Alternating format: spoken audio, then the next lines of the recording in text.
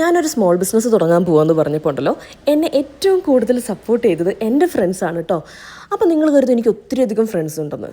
അങ്ങനെയൊന്നുമില്ല, വളരെ കുറച്ച് ഫ്രണ്ട്സേ ഉള്ളൂ. പക്ഷേ ആ ഉള്ളവർ അവർ മുത്താണ്. എല്ലാ കാര്യത്തിലും അവരെന്നെ ഒത്തിരിയധികം സപ്പോർട്ട് ചെയ്തു. നമ്മുടെ ഈ ഒരു ബ്രാൻഡിൻ്റെ നെയിമിങ് മുതൽ ഇതിൻ്റെ ഒരു കാർഡിൻ്റെ കളറ്, ലോഗോ, എല്ലാ കാര്യത്തിലും അവർ എൻ്റെ കൂടെ ഉണ്ടായിരുന്നു കേട്ടോ. ഒന്നോ രണ്ടോ പേരല്ല, നമ്മൾ ഇത് ആരൊക്കെ അറിഞ്ഞോ അവരൊക്കെ നമുക്കൊരു മെസ്സേജിലൂടെ അവരെ കൺഗ്രാജുലേഷൻ പറഞ്ഞ് നമ്മളെ സപ്പോർട്ട് ചെയ്യുന്ന ടീംസായിരുന്നു. അപ്പോൾ ഇതൊന്നും കഴിഞ്ഞില്ല കേട്ടോ. നമുക്ക് ആദ്യം വന്ന ഓർഡേഴ്സ് അതും എൻ്റെ ഫ്രണ്ട്സിൽ നിന്നായിരുന്നു. അപ്പോൾ അങ്ങനെ ഒരാൾക്ക് വേണ്ടി നമ്മൾ ഓർഡർ പാക്ക് ചെയ്യുന്ന കേട്ടോ ഈ കാണുന്നത്. 2 പ്രൊഡക്റ്റായിരുന്നു നമ്മുടെ കയ്യിൽ നിന്ന് ഓർഡർ ചെയ്തേക്കണേ. ഇതങ്ങ് കോയമ്പത്തൂർ എത്താനുള്ളതാണ് കേട്ടോ. പിന്നെ ഇത് മാത്രമല്ല, ഇപ്പോഴും എൻക്വയറീസ് ഉണ്ടോ, ഓർഡേഴ്സ് ഉണ്ടോ എന്നൊക്കെ അന്വേഷിച്ച് സ്റ്റിൽ നമ്മുടെ കൂടെ നിന്ന് നമ്മളെ സപ്പോർട്ട് ചെയ്യുന്ന ടീംസ് കേട്ടോ. ഒരു പോയിൻ്റ് എത്തിയപ്പോൾ എനിക്ക് തന്നെ തോന്നി ഇതെന്നെക്കൊണ്ട് സാധിക്കുമെന്ന്. പക്ഷേ യു ക്യാൻ ഡു ഇറ്റ് എന്നും പറഞ്ഞ് എൻ്റെ കൂടെ നിന്നവരാട്ടോ അവർ.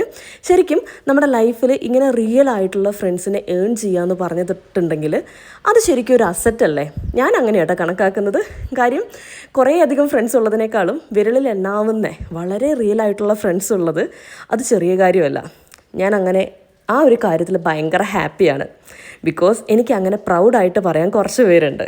അപ്പോൾ ഇത് എൻ്റെ അങ്ങനെയുള്ള ഒരു ഫ്രണ്ടിന് വേണ്ടി ഞാൻ പാക്ക് ചെയ്യുന്ന ഓർഡർ ആട്ടോ.